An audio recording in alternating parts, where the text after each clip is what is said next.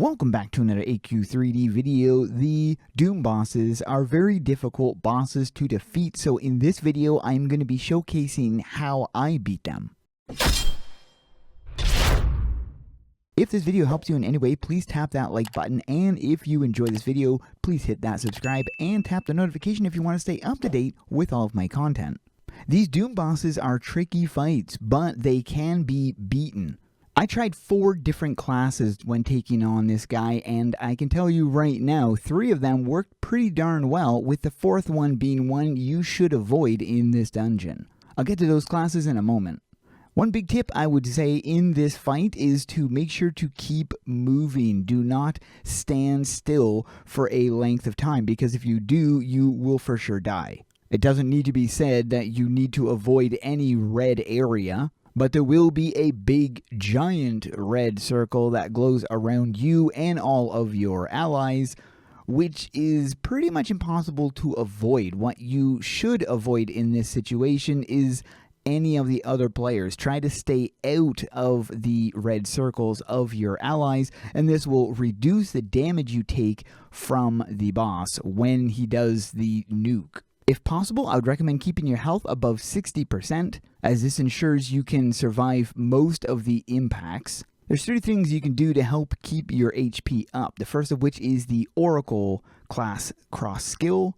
This can drastically help in this battle. The next, of course, is the health potion, and if you're in a really tight bind, the Elixir of Light can also provide you with some health, although it's very small. If you happen to become the last man standing, do not try to deal as much damage as possible. Just try to survive until your teammates can get back into the game.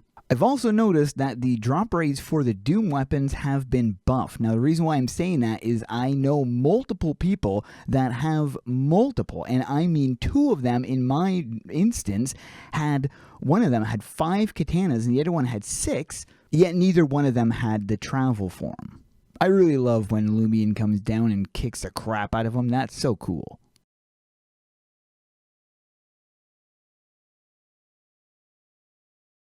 As stated earlier, I used 4 different classes when filming this video. The first class I used was the Oracle, which because of its ranged abilities is pretty good. Now, there is kind of a downside to the Oracle, and it's the 3rd ability, because it drops the circle that spins around. It's a very visually big circle, and unfortunately this can kind of block some of the red circles that he drops on the ground, so this can cause a little bit of a visual disturbance. So use the Oracle class at your own risk.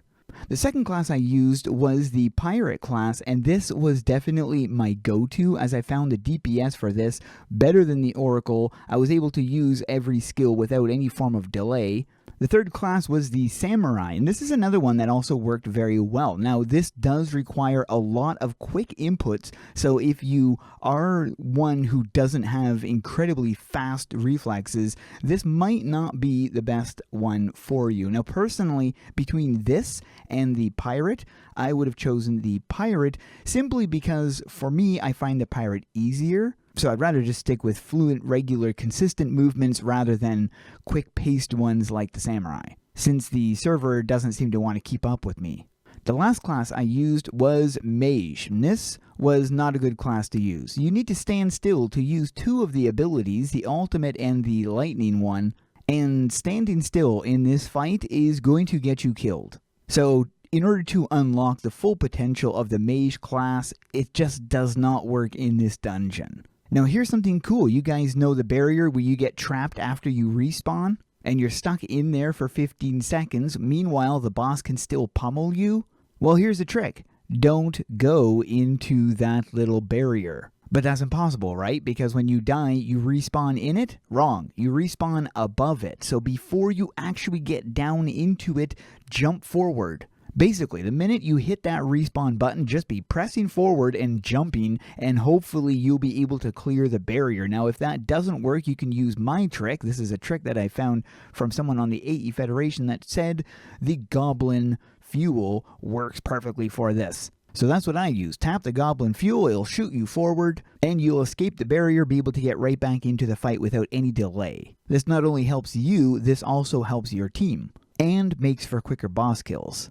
If I haven't stated it already, don't get too close to the rest of your allies. If you find yourself grouped up with a bunch of them, break away from them, stand on the opposite end of the boss where your allies aren't. So when he does his big giant red circle of death thing, you might be able to break away from your teammates far enough to not be able to take more damage because you're in their circles too. If you've been wanting the Doom weapons, or this awesome travel form, then hopefully the tips in this video will help you guys out.